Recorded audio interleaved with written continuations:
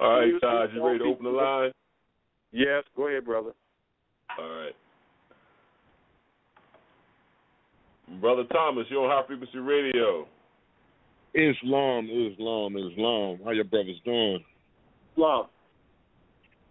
Hey, brother, earlier you was talking about the winter solstice. I just had a couple of comments. I just want to get some feedback. When you start explaining it, is it related to symbology on certain aspects of how the Europeans are using the symbolic and different frequencies to control the people? That was my first question or comment.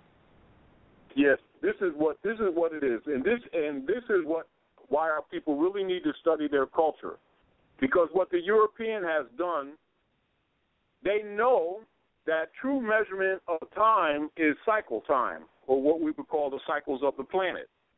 Now, that is known as chronology. Ephemerides is simply a star chart dealing with the universe. And all calendars are based in ephemerides, and the energies of the sun, which is at the solar heart, like the furnace of our particular solar system, gives life. The Kabbalistic basis of the transit of the sun gives mathematical measurements of the energies emitted from the sun onto the planets, and particularly the solar Earth.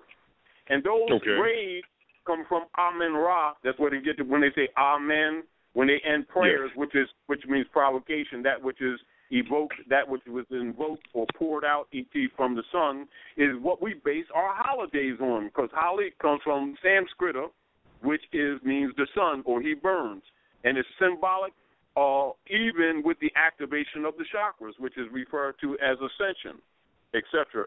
And so, when you're dealing with the primal noble points, etc., you're dealing with the winter solstice, which is what takes place now, and enters into the transit around 21st to 22nd of December. And, of course, from the 22nd to 25th, the sun stands still, and this is where so-called the Son of God is in the tomb, except where they say Jesus is in the tomb type thing. And so all the people need to do is take the personalities away and understand that Jesus actually is a symbol of the Son of God, which is the S-U-N, which I just read in the book of Malachi. And the reason why I was asking you that, because are you planning on giving a webinar to go deeper into this information? Because I think there need to be archives, because a lot of information you keep asking when I keep going to think up. I think people need to. Yeah, let me say this. Let me say this. That is known by all of these so-called black leader guys, including the fact that they know that the 7 golden candlesticks represent the 7 Eloah.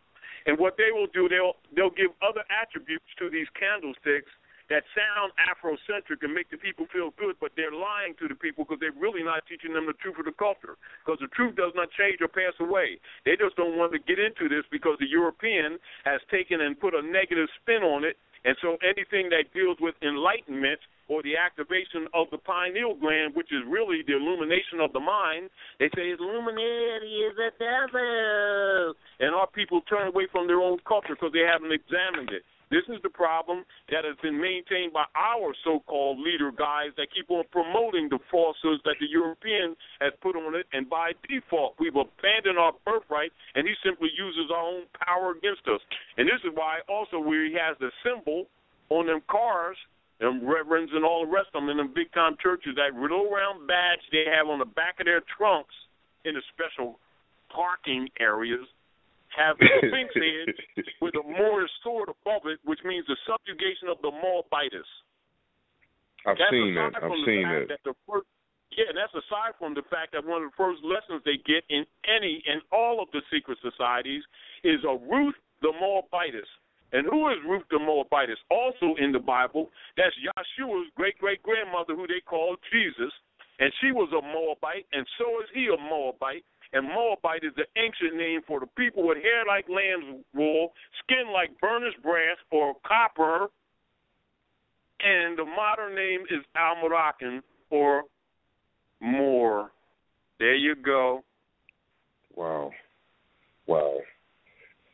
And I'm going all over the place because you was going over a lot of information. When you were speaking about the King Alfred Rec 84 plan, and you was getting into the 8 hours. It's the military document, the engineering document that is used as a manual for all corporate state agencies and contractors and personnel for social engineering under European occupation as used against Aboriginal people who are under 14th Amendment occupying powers. It is the manual for guidance. The question that I have, or the comment that I have, as you was breaking down each hour, let's just say hypothetically speaking, in a systematic point of way on how they will implement certain things, would it still be feasible that these people, the police, state police, government police, and the federal police in each state, they still have family members and friends that live in those communities? Because what I'm trying to say is that, like, they're not bringing people from across seas if they had to activate the plan. They're not bringing them across seas. So, you know, it's officers in those states which live in these states, because you had put out a number, I think it was like 25,000 to 1 million people just in New York.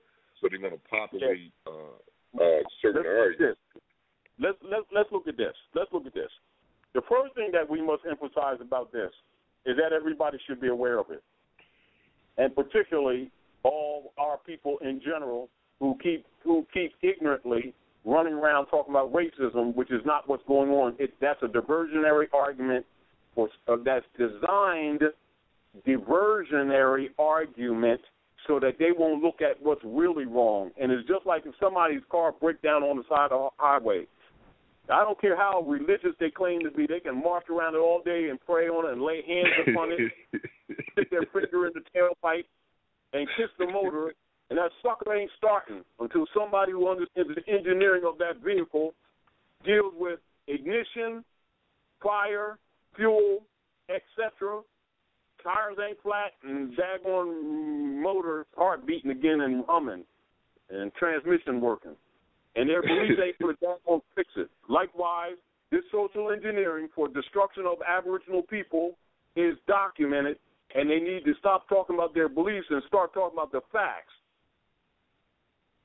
As a matter of fact, the Europeans call it silent weapons, because you already know that their marching leader guys are going to be silent about this, because they got a 501c3 skull and bones agreement to divert these people's mentals off of the facts. So we know that they know, but our people don't know, because they're usually listening to people talk about racism and green people, and then light-skinned, orange-skinned black girlfriends, and it don't matter what color you are, and their code system set up by Bloomberg and Carlos Linnaeus for Christian property. It got a damn thing to do with no spiritual religion, for registry under U.S. Census Bureau for their property. And our people need to stop playing with this stuff. And they're only misled because our so-called leader guys keep on misleading them, diverting them off of the facts. That's why they get mad when anybody brings up the issue of nationality that brings these people back into their bloodline in order to be recognized as a civilized world under the common law, which is really what they need to do. So wouldn't it be ideal to try to reach the people, I don't want to say in law enforcement, but the people, the black leaders, wouldn't it be try to teach them this information, if they already know it, but try to this is what it is. Them. Yeah, this is what, let's be real. None of this stuff is mysterious. For the Europeans to bring our people into darkness, what did he do for 300 years or more? They burned books. Now, for these so-called metaphysical, the spiritual so-called leader guys that gather this information, what is their duty and responsibility? To produce literature in order to change the people, and to use all methods of public communications available to them to dispense such information, no different than what we're doing right now presently on King Alfred, going through the documents and showing the people so they can't deny it, because people have a tendency to do that. Oh, that's that Moorish thing. Oh, that's your opinion. Oh, that's school of thought. Ain't no daggone school of thought. This is documented, and all of them people have it. All governors have it. All politicians have it. All mayors have it. All councilmen, councilwomen have it. All so-called black leaders who are agents for central and federal have it. And then they go out in the community and start talking about, let us pray. And see, and that be the issue right there, because a lot of law enforcement that I do know, and I try to get them to listen to high frequency and all that, it seems like it's just one of those things, like they just don't want to listen to it, or they just stuck into it. They don't want to listen because they already have an oath to do the doctrine of discovery. See, we shouldn't act surprised. That's my point. The deal is, why do they not listen? Because they don't intend to. They know they're organized criminals. What they're counting on is that the people don't know it, and they figure if you should know it when you ask them. Precisely. That's like saying that's like looking at a poacher in your heart on the farm stealing chickens and everything. You say you got to explain to him that chicken soup ain't good for you. What the hell? it just I understand you, brother. Trust me, I understand you completely. I'm looking at it like the information that y'all giving out should be preserved with documentations and just literally like just passed out at certain areas. We have on High Frequency an archive. Not only that, I set up Moor's Order Roundtable in 1982, and I've been publishing this stuff for generations. And I know what I speak of, I write about, and I publish it in multiple papers, and I produce literature and make it available. As a matter of fact, more will be available in this coming year from High Frequency. Do you have a website or anything? Because, just getting into this information, Moorish Civil Letter. Moorish Civil Letter. That's where the Abdullah site. You can go rvbaypublications.com. Okay. And then look links for others. Also, Moorish Nation Publications. Okay. Can I ask you? Go ahead. Go ahead, bro. I'm sorry. No, go ahead. I'm sorry.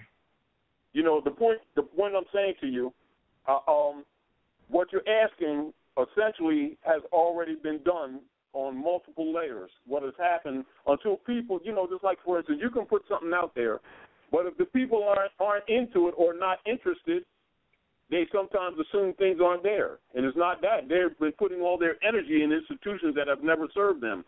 That's why they don't have the information. Not that it's not there. Precisely. I'm arguing with somebody who's in college going for her doctorate on certain things, and I'm trying to just explain her just to, if a person research, if you just look at the information, you can come up with your own conclusion. But just take a look. Yeah. Well, remember, most people measure things by their beliefs. That's part of the engineering training.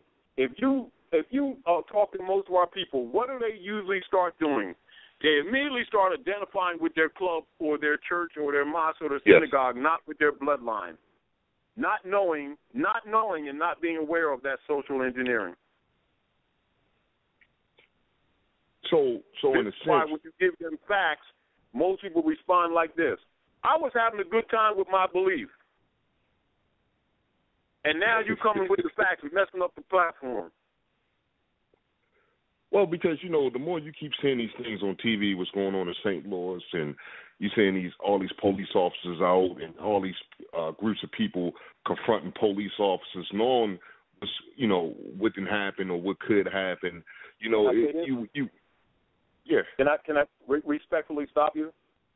If you're aware of what you're aware of, listen, every time we speak words, we put energy in the ethers. Stop calling them officers.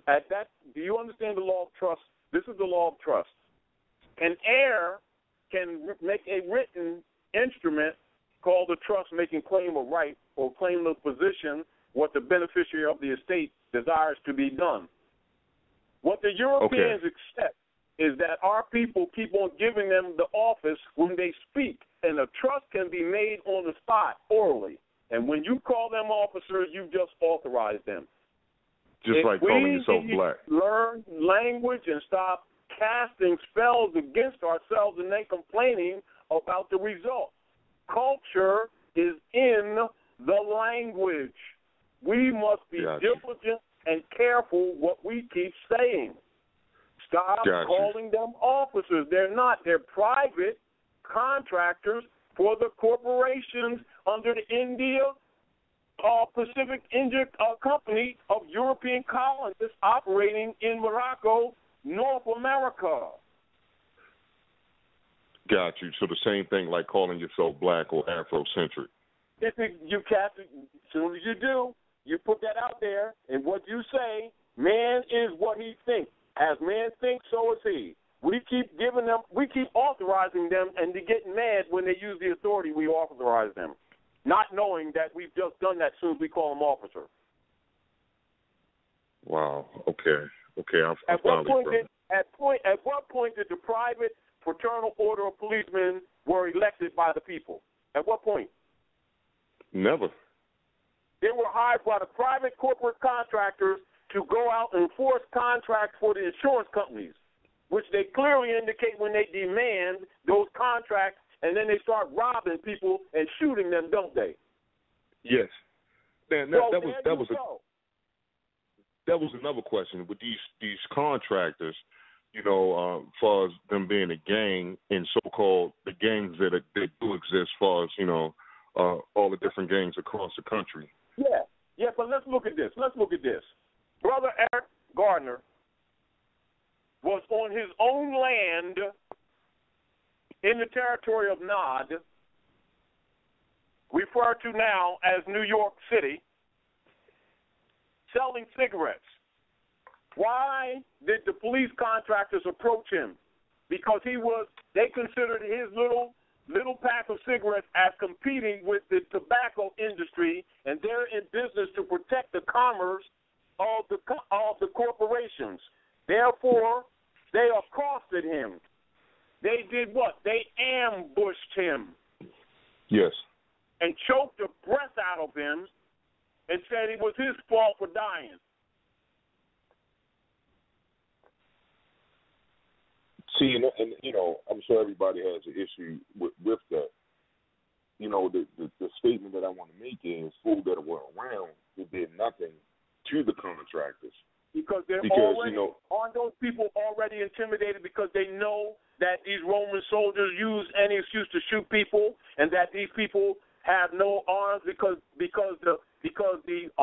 contractors for the corporation own the politicians, and what have they done? Their job is to what?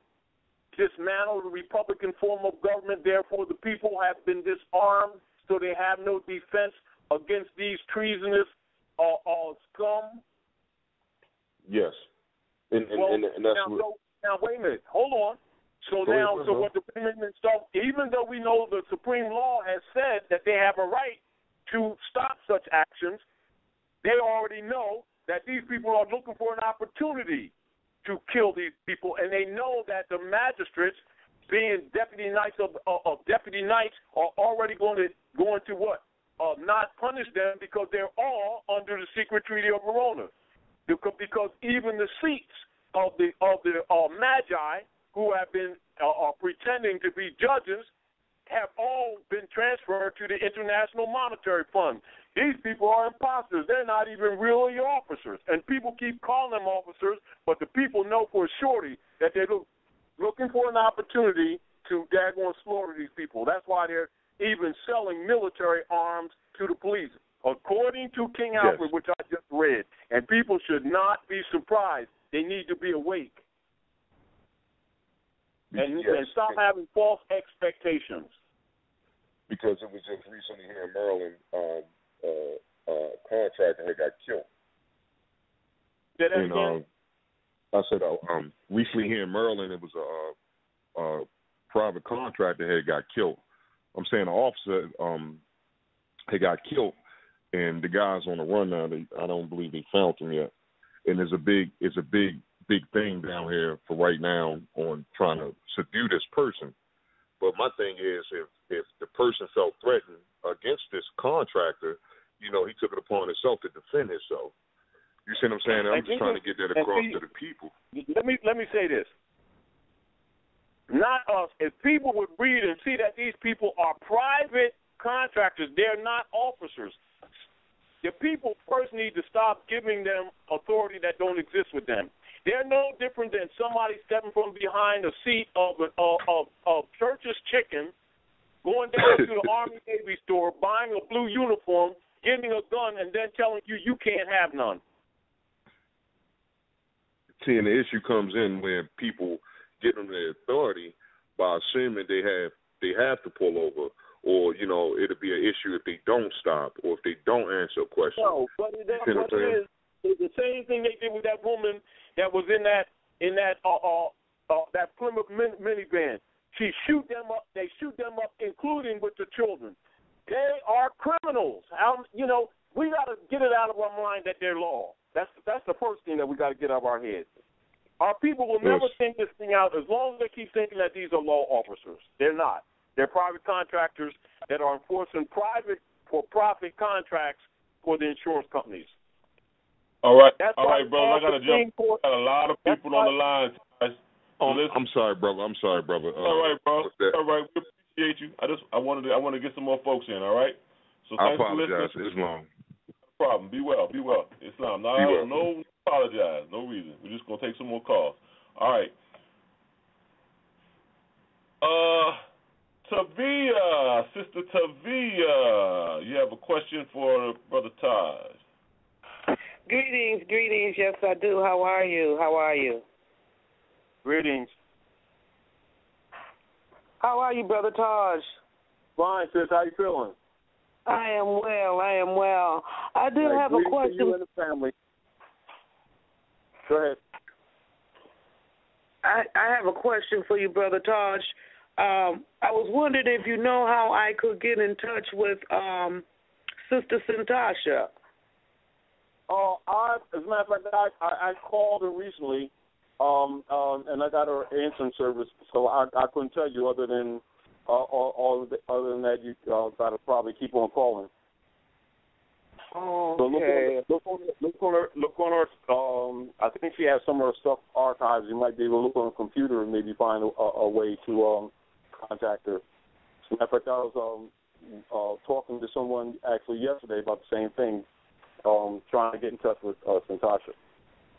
Yeah, I was just concerned, because she hasn't been on, the show lately. Yeah. Okay, brother. Well, I'm not going to hold up the calls. I just was curious if you knew how to reach out to the sister. Yeah, a couple times I have, and which I will continue to do. Okay, my brother. Well, enjoy your day. Season's greetings. Greetings to the family. Happy winter solstice. Thank you. Same to you. Happy winter solstice to you too, brother. Wadu. All right, Taj, we're going to grab another call.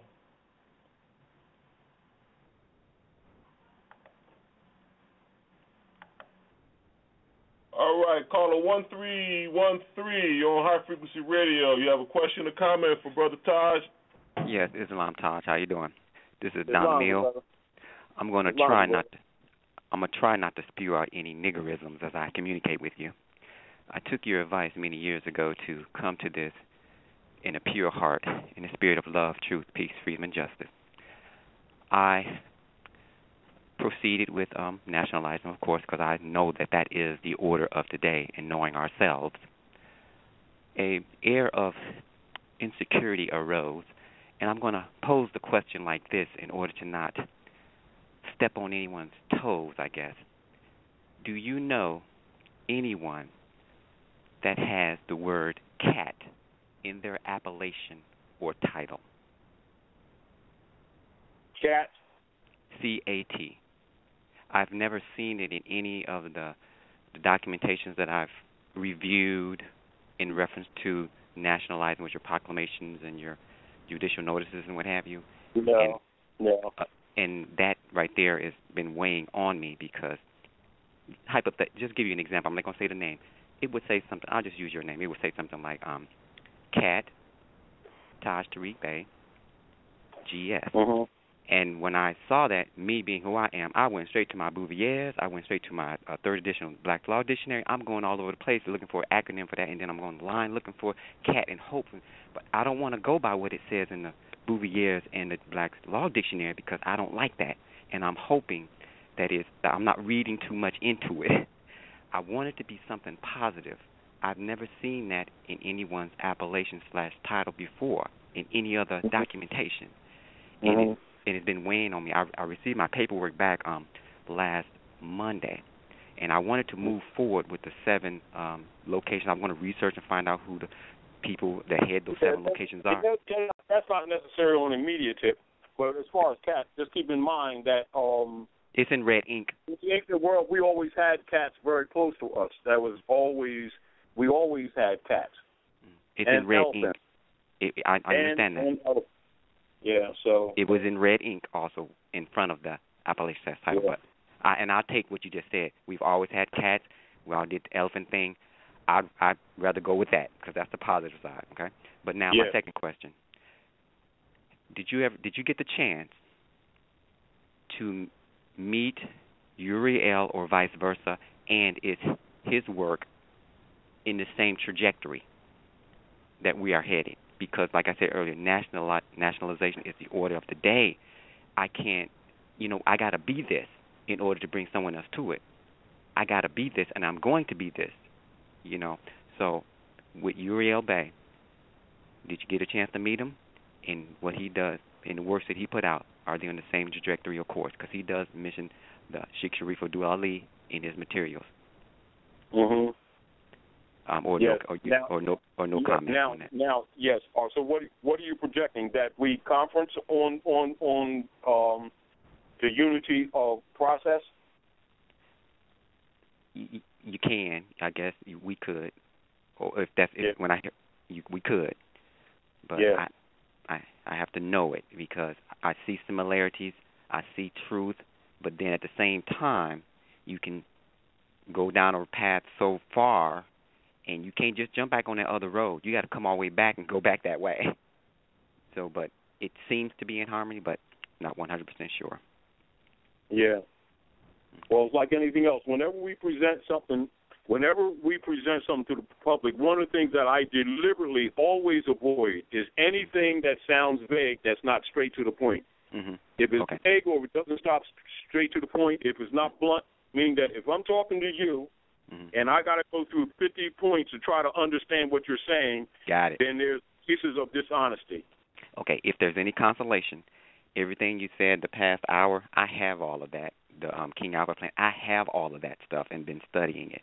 So I don't want to hold up any longer, but this is the last thing I say. I am the brother that spoke with you maybe about 2 years ago, and when I got my first bundles of material, I was the one that couldn't go straight to studying because every time I touched them, I was getting these tingling sensations in my right and left arm. You shared with me how to solve that. Well, you didn't share with me how to solve it, but I figured out why it was happening. You're not going to remember everyone, but I needed to get that out. But we're moving forward, positive, and I commend you on everything you do. Islam, Islam, Islam. Islam.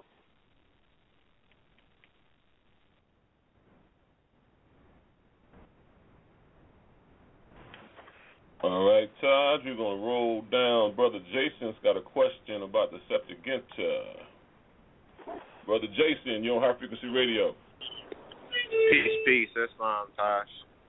Islam, peace, good brother. Yes, I kind of wanted you to go in. I know you said you didn't want to go as deep into the Septuaginta, but you mentioned it before on another call, but you didn't go into it then. So I want to know its relations because, over here in North and South America will be Upper and Lower Egypt. So how they flipped everything, according to how the language is too, and that's why I wanted you to go into the Septuaginta because you was speaking of something about Ikumta, the right name of let's just give some clarity for everybody. Number one, and those who are listening, take notes. Number one, septa means 7. There's 72 scholars that was commissioned by the Pope to transliterate or to translate from the Book of the Dead and other ancient Asiatic scripts into from the ancient Gnostic wisdom of the Book of the Dead, etc., from ancient Hikupta, which is the proper name for Egypt, etc., into dispensations for their so-called kingdoms or domain, etc. And those first translations comprises Septuaginta, and that is both in Hebrew, or what is called Hebrew, and Latin.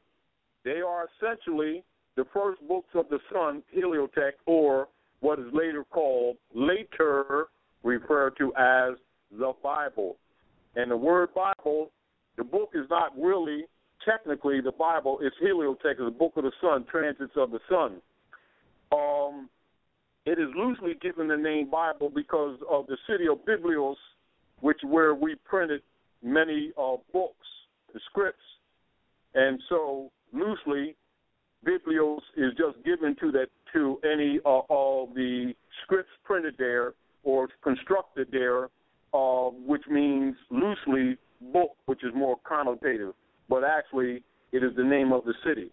Now, the power or the energy representing the seven Eloah, or the seven ruling planets in this particular solar system, which is represented by the seven golden candlesticks that you'll see later in the book of Revelation, and also represented by the seven counterclockwise circumambulation ritual that takes place at the holy city of Mecca, which is a noble point on the earth, etc., all represent the seven Eloah, which is the seven ruling planets in this particular solar system. And so the Septuaginta and or what is later called the Bible, it must be known by all that they are entirely Kabbalistic in their dispensation, which means those books are Kabbalistic. When you're dealing with the analysis of those books, the aspirants or the students must be told of the Kabbalistic foundation so that they would have a proper Kabbalistic, Gnostic understanding and comprehension of the books, which are essentially astrology books, transits of the sun, but they're also what you call projections of the priesthood that deal with the energies that are in the Akashic records and coming from the sun and putting them in written form. And this is how prophecies are constructed, where they turn the wheel forward or backwards, sometimes referred to as equals wheels or the fire in the sky, etc., where the energies are there, and they are making their projection from that, and that comprises the books of prophecy that you see in the Bible for projections. And logically, these are seers, Sayaraha, who deal with the ephemerides or the star charts, prophets, etc. And that principle is used even by governments to chart things that are done, etc. And on a smaller level, a sun scope, or what you would call scope of the sun into the being in this mathematical construct for construction or constitution, is made for all living beings, and that is how men or the ancient ones set forth the science of knowing thyself that you see in the ancient halls of Yucatan or Egypt when it says, man, know thyself, and that chart is called a horoscope, etc. Then you have your larger or broad geometric charts or the geometry, and this deals with the energies that are emitted from the sun that determine reflections on the earth in geographical patterns, etc., and it's all been charted. Upon this, ephemerides are used to structure government, to regulate the activities that are taking place in the political interchanges, etc., and ephemerides are in their reduced form for farming, etc., and that would be called an almanac, etc., and so you would have an abbreviated format. But all of it is essentially based on the energy of seven, i.e. Septuaginta. And therefore, what people know as the Bible is actually a Kabbalistic book, and it's really a law book. Law of the skies, or what you call the heavens, and of the earth, represented by the symbol hex alpha, one trine up and one trine down in balance, etc. And that is why that's the insignia of the ancient Canaanite Moabite nation, i.e. that is yours, and therefore you are the Yahudi, those who cross the river, sometimes called the Hebrew. And that's all it means, those who cross the river. But we are Canaanite Moabite. i.e. Septuaginta, is entirely Kabbalistic. And logically, the high priest don't want the common people to know that because it would liberate them from the evils of the priesthood, who have been totally and thoroughly contaminated. Okay. That's a lot. I'm going to have to go back and listen to that. But how is that Septuaginta spelled? What is the correct spelling? Say it again? The correct spelling of Septuaginta. Septuagint. Now, it's two. You can say properly Septuaginta or Septuagint. S-E-P, just like Sept. And keep in mind, Sept means 7. Right? Oh, right. S-E-P-T-U-G-I-N-T. G-I-N-T? G-I-N-T. Septuagint. Okay. And Ikunta, the correct, what's the correct spelling for it? Capital H-I-K-U-P-T-A-H. And those last letters is where you get the top. And also where the Europeans, and also where the Europeans take on the title of the high priest, Ptah, and that's where Pope is derived from. Also Father, Pater, etc. And so when the Pope takes on the Ptah and he puts on the fish head or the mitre or the square, for the Piscean cycle, etc., he's simply imitating the Pope. I mean, imitating Ptah, and therefore that seat actually belongs to us. So don't even get that twisted. Right. So, well, the reason why I asked you that because I wanted what I was trying to do, like the caller that just called in said, you want to kind of when you explain this stuff or share this with the family, we make sure we sharing the right information. So what I wanted to do, what I was trying to do was match the land up with the name, and also by them flipping everything with Ikumta being over here, upper and lower, and I want to try to match that up with the Resolution 75 because and of course you're dealing with Tennessee and Kentucky, upper and lower Ikumta. You're talking about that area that's lower. All right. Right. And as a reminder for everybody, I want to make sure they got the spelling right. Septuagint. Septuagint. Okay. I'll look that up. Loosely, it would be referred to as the Hebrew Bible made in the 3rd century B.C. Right? Right. And it essentially represents 70. 70. But Septem means 7. And then Ginta means 10 times. So 7 10 times. Septuaginta means 7 10 times. And so you can even see when certain what they call religious rituals are built right on that. And a lot of people, when they're doing different so-called religious rituals, they don't even know that they're actually dealing with the Eloah. And this is why when you have Eloah or the 7 Eloah, which is the 7 golden candlesticks, and Elo or El means God, and Elohim means the 7 gods collectively, and this is where they get the concept of monotheism. But they need to know that when they're talking about monotheism, they're talking about the 7 powers and their energies. Therefore, they are talking about zodiac constitution, that which constitutes life. And that's why the zodiac constitution is the culture of the Moors. Right. So Morocco, the Morocco over here in Africa, that's the one that's created, and over here would be the. No, you gotta get your conversation right. You're standing on Africa. You're standing on Morocco. When you're talking about over there and over here, you're simply talking about the empire. Don't get it twisted. Yeah, see, one of the things that they've successfully done with our people is that we keep referring to our estate from a third-party perspective or this over there, over here mentality. And that very mentality is a disconnect.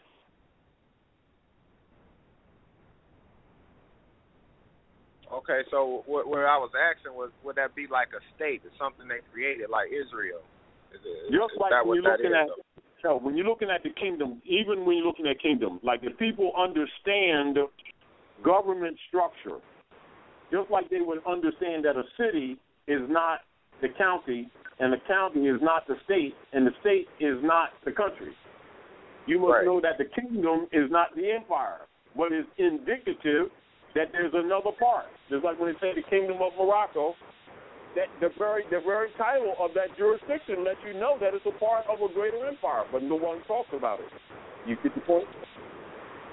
Right. I get it. Well, yeah, I'm gonna fall back and I'm gonna go back and listen to this and do some research on it. I appreciate your time. Peace. All right, Taj, just grab one more call. We got my brother Roy from Brett. You're on High Frequency Radio, my brother. Brother Taj? Yeah, it's on, good brother. How's it going? Yeah, I'm doing Islam, Brother Taj. Islam National Grand Sheikh. Thanks for Paul Savage for getting me on just in time. Comment on this, just to help the people over there. I was on Brother Paul's show earlier. People have got to get it into their heads, and I'm going to just back National Grand Sheikh up. These private bar guilds are not law enforcement. I'm just going to comment from this. I just want to make this quick comment and then let you get in National Grand Sheikh. I just want to just say this. We've got to get into this public bar guilds.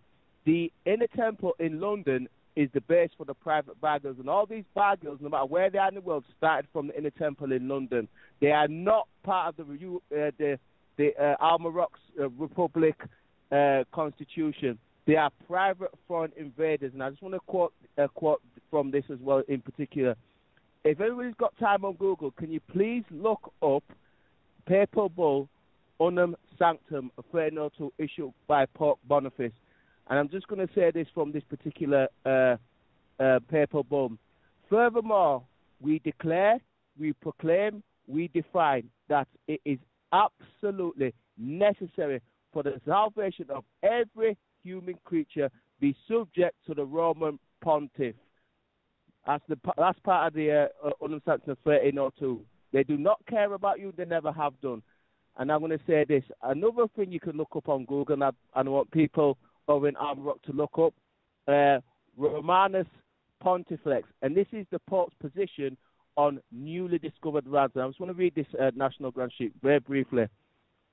Now, it's a papal bull, authoritative announcement a Pope makes as respective to the Christian God on earth.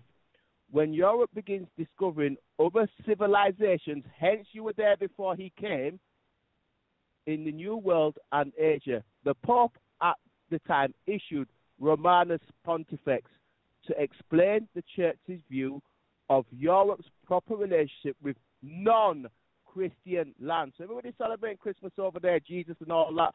You were there before that all came. So the Church brought all that madness with you, period.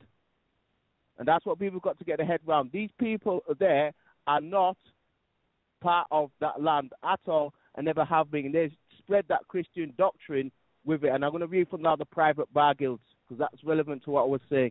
Now, the issue is everybody presumes that these private bar guilds are part of the U.S. Constitution. They are not. I'm just going to read this. Presumption of public record is a matter brought before a lower Roman court is a matter of public record, when in fact it is presumed by the members of the private bar guild that the matter is a private bar guild business. Nothing to do with the Republic Constitution. Let's make that very clear. Their own records, unless the public function of judge or magistrate is properly exposed, is as being nothing more than a public registrar. All statements, testimonies, debate, and documents remain the private records of the private bar guild rules. Let's read this next bit, because there's this assumption that they're public officials and they're not. Public service is that judges, magistrates, bailiffs, prosecutors, attorneys, clerks, or other court officials or any other officials are supposed to have a sworn oath and have appointed as public officials under public statute of the state or nation, when in fact all members of private bar guilds swear a solemn, secret, absolute oath to their guild, repudiating their public duties and obligations of public service. Therefore, in most cases, officials in a court are not public servants, but imposters, private contractors, and members of organizations performing acts for defiance of the public laws against making false representations. People, get a grip what the National Grand Sheik is saying. They are not part of government. They are working for Rome, for the London Bar Guild Corporation at the Inner Temple. They are not part of the government over there. They are private bar guild members, all working police, private fraternal orders of Malta, priests who are called themselves judges, using ecclesiastical black magic, same thing. Government, so-called public servants, Obama, they all work for Pope Francis and the Jesuit order. They are not part of the Republic. That's why you have a democracy. Nothing to do with the Constitution and the Republic that is of that land. It's a private foreign corporation that is owned by the inner city of London and the Inner Temple in London. I yield the floor there, National Grand Sheik, a comment.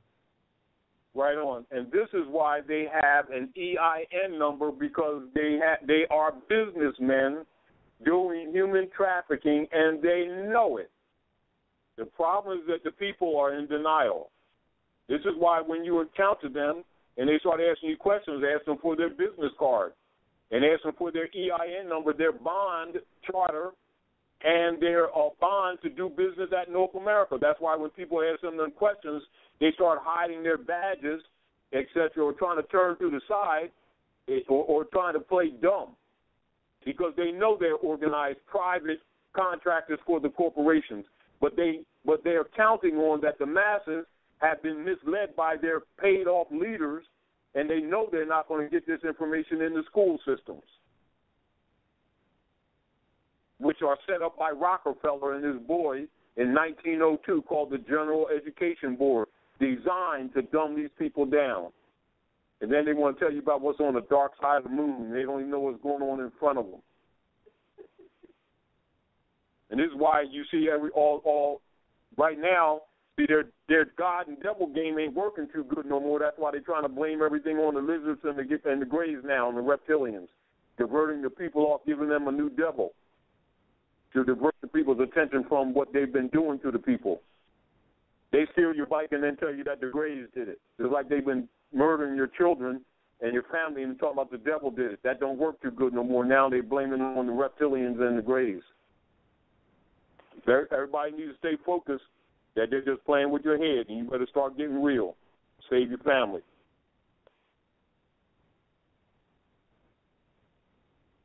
Everybody, when they get off the show, they need to go look at the movie Avatar, because they're telling you exactly what they're doing. That's the reason why they delayed its issue when they were invading Iraq, because it's really telling you what they're doing. Just like when they went in, what they go to Libya for, they disemboweled Gaddafi to steal his gold, because they've been stealing China's gold, Germany's gold, and other gold, and they had to replenish that because the White Knight Society was let off on them, and then the bankers start taking free flying lessons under the guise of suicide. So people need to understand they've been carrying out their policy of genocide. That's what's going on, and we need to study. All right? So I want to thank you all for sharing time with us here on High Frequency Radio. Mo by the Oasis. This is your host, Taj Tariq Bey, signing off. High frequency, y'all. High frequency. High frequency, y'all. Peace.